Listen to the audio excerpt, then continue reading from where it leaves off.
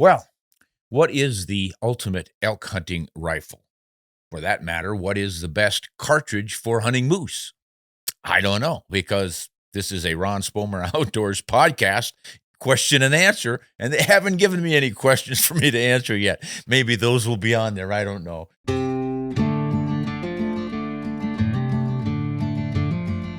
So I've got a stack of them here. Let's just see how many we can get through. Ron, I am new to elk hunting, Western hunting for that matter. Any tips or tricks that an Eastern boy may need to know before headed, say, to Colorado for an over-the-counter rifle hunt? Oh, yeah, I was pretty close on that elk guess there. Yeah, my best tip for elk hunting in Colorado over the counter is to do your research before you go. And my second best tip is to adopt the right attitude. In fact, I might flip those two. The attitude is probably your most important. Now, why do I say that? I think most people would think, well, Ron's going to tell us what unit to pick or how to find a big bull or call him in or use a cow call or something. But no, really, when you're hunting in a new area, you really can't expect to walk right in and shoot a good animal or even a bad one. You just have to see it as sort of an extended adventure scouting mission. You really need to appreciate hunting for what it is in total, not just getting your animal. So many people are disappointed because they adopt this attitude of, by golly, I spent $500 or $1,000 on a license and all this time I took off from work for vacation and all the other paraphernalia I had to buy for this hunt. By golly, I got to get one. And believe me, I've been there, done that. And of course, it is always our goal to get that meat, but it doesn't always happen. So if you can adjust your attitude ahead of time to say, I am really going to enjoy this adventure, the camping out, the looking for the best place to hunt, meeting new folks along the trail, perhaps, or you stop at a diner and you mention your elk hunting, and some local boy jumps up and tells you right where to go to get the big one. Man, that happens. So you've got to be open for anything and everything. So do your planning. That is important. Get on some of the like hunt stand phone apps where you can look at the territory you might want to hunt. Go to the website for the Colorado or whatever state you're hunting and see what they have to say about elk numbers and the harvest regimen, how many bulls per cow in the unit, all that background information that can help you choose where you're going to hunt. Also check out weather, not just weather forecasts, but typical weather for that time of year. There's a lot of people have been snowed in when they're elk hunting in Colorado. You've got a lot of work ahead of you, but that's a big part of the hunt too. Enjoy all of that. The whole experience is just one that I can remember my first trip out west. It was in 1976 with my brother and a good friend of ours. And we plotted and planned all summer. We got in shape. We got our rifles tuned up. I bought a new 270 just for the hunt, worked up the loads for it. All that anticipation was probably the best part of the hunt because I didn't even get an elk. But oh my gosh, what memories we have of those good old days. So, hey, here's wishing you a lot of luck with that great attitude. I think you'll have it. All right, good question. All right, this is a Mats or a Mats from Sweden. Hello, Ron. Mats here. Can you talk about the Moser 8x57? Many of us use this cartridge for hunting moose, boar, and bear in Sweden. Thanks for a great show. I think I answered this question or one a lot like it here recently on one of these podcasts. It was about an 8x57, and I get a lot of questions about it. It's a really popular European cartridge. It's German, and the Germans started using this as far back as, I believe, 1888 in the Gewehr military rifle. That was their official military cartridge. It was used all the way through World War II. And obviously, it was pretty successful in warfare. But what do hunters use it for? Pretty much anything you would use a 308 Winchester or 30-06 for. In fact, a lot of U.S. soldiers came back from the wars with souvenir rifles that they'd captured, and they had them rechambered to 30-06, but opened it up to take an 8mm bullet. So it was 8mm .6. And this is what I covered, I think, in the last time I answered this question. But yeah, it's a great little cartridge. Just figure if you know anything about the 308 Winchester, you're going to get similar performance in your ballistics and your trajectory and whatnot. But the 8x57, of course, is an 8mm, and it's a little bit hazy as to what exactly an 8mm is, because the first 857 German cartridge took a diameter .318-inch bullet, and then they later changed it to take a .323-inch diameter bullet. So there's a lot of confusion about that. You've got to make sure you've got the right ammo for the right chamber and the right barrel. These days, I think they were pretty much standardized on the .323, so that's what your ammunition is going to be these days. But as far as a hunting cartridge, nothing wrong with it. Great little option. Okay, here is one from Chad Lemons. Comparisons for what calibers I use here in Alaska. 416 Ruger, 375 Ruger. Comparisons, he probably is wondering about trajectory comparisons as well as terminal performance, most likely. Now, obviously, the 416 Ruger is a larger caliber. It's .416 on the bullet diameter, and the 375 Ruger is .375. And I have used the 375 Ruger Compact. A great little efficient cartridge. 30-06 length, but it generates the same or even a little bit higher velocities than the 375 H&H, pushing the same bullets. So it's quite efficient. And if you know anything about the 375 H&H, it pretty much tells you what you need to know about the 375 Ruger, because it is just a great all-round, what most people would consider an all-around the world effective for everything cartridge.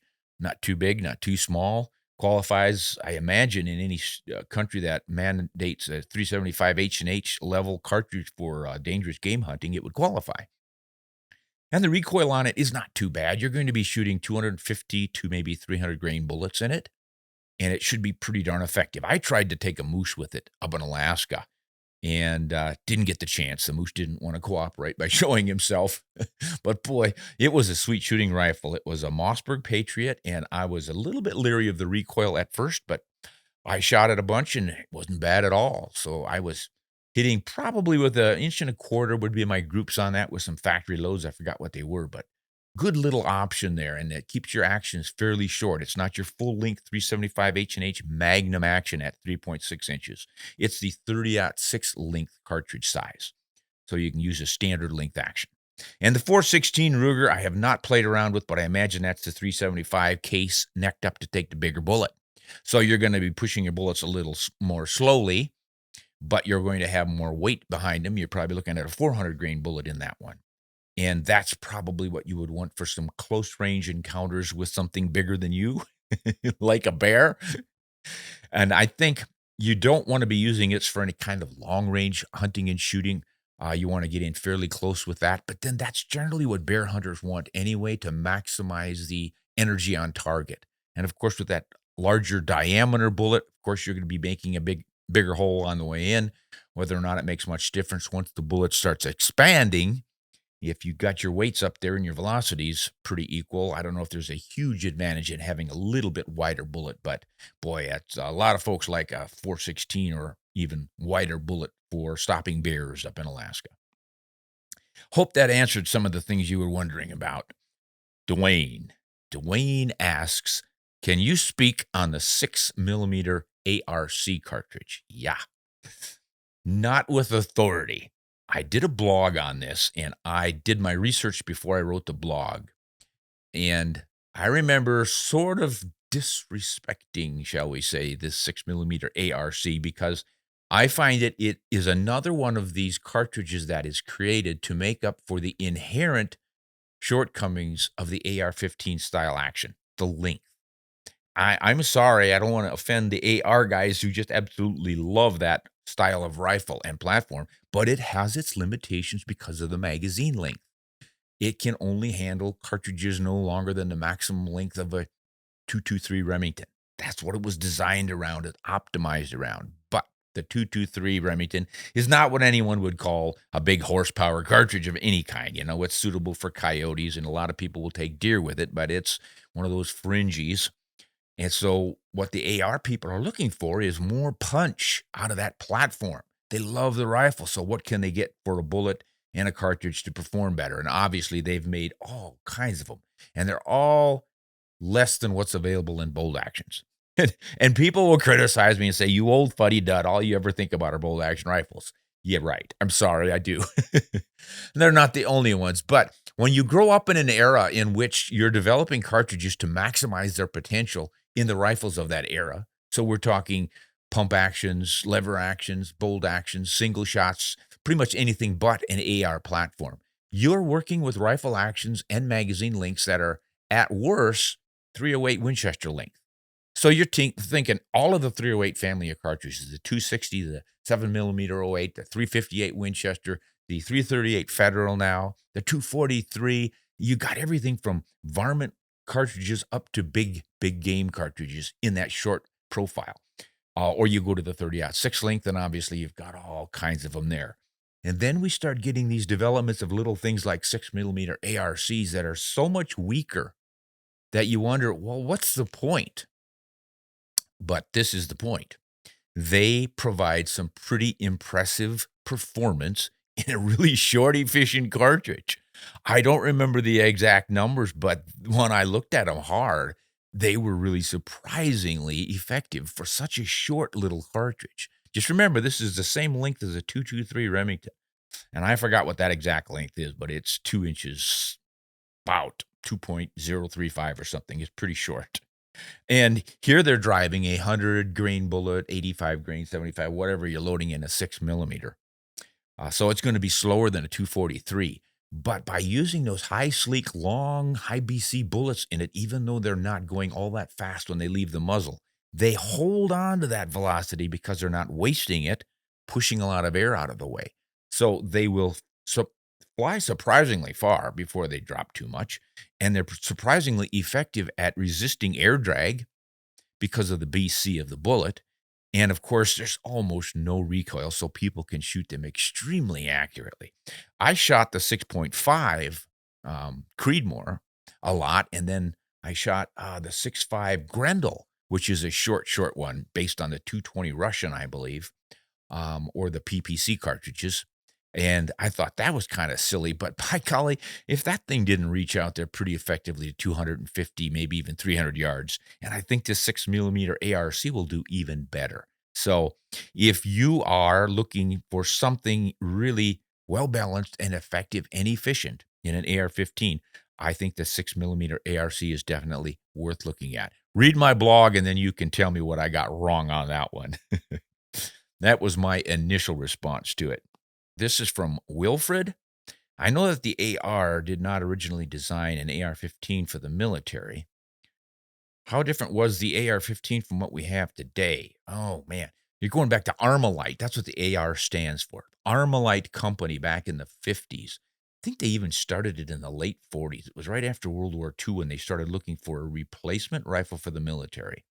And the military sets standards. The rifle must weigh so much or be so long and be fairly efficient in some way or another, and durable, be able to go through the mud and the blood and the beer and keep working and all these kinds of things. But it has to deliver a projectile downrange a certain distance, I think it was 600 yards, and still be able to penetrate a steel helmet that the infantry was wearing back in those days, or something like that. Deliver so many foot-pounds of energy at that distance, whatever. So they set about different people designing rifles. And I don't know if Armalite was, I don't think they were a part of the military at all. They were an independent company, but they were working on this as a contract, or maybe it was a bid. You design it and then they buy it. I'm not exactly sure how it worked. I'll bet you some of you folks will know that. You can write in and let us know. But essentially, what they did then was they tried to develop this project, and they started with a 222 Remington. Didn't quite work. They went to the 22 Remington Magnum, which is a longer version, but that somehow didn't quite make it either. And what they ended up with the 223 Remington, what we now know as a 223 Remington, was kind of in between those two. A little shorter than the Rem Mag, a little longer than 222 Remington. And obviously it does what it does, which is not all that spectacular because it's just a little 22 varmint round. What we call the 223 Remington. The military, of course, is the 5.56 NATO cartridge, widely adopted by all the NATO countries. And it has been, they complain about it a lot in the military just because it's so light. It's got wounding potential, but not knockout potential in most cases. It's just not big enough. So they've always been tweaking it and working up new loads. And that's why we were discussing the 6mm ARC earlier. It's an attempt to get more power on target with that particular rifle.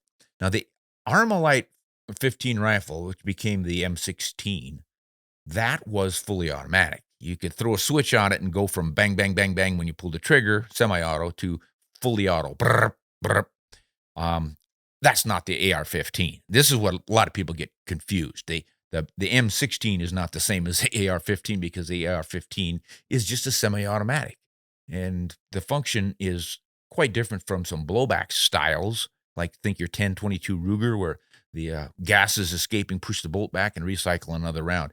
This has a gas hose or a line coming up through a small hole in the top of the barrel, and it goes back to push on the action to drive the bolt carrier back and cycle the action and everything. And it's just a whole different program. But it's obviously for all the what appears to be a fairly complicated rifle, it's modular. You can break it down fairly easily and to clean it and maintain it, and then you can change the barrels out to work with different size cartridges, all the way up to a 458 SOCOM, I believe, or what was the Bushmaster 458? I think that's what it was called, 458 Bushmaster. That's a pretty darn big cartridge. And Remington had the 300 Remington for the AR-15, which is a great little 30.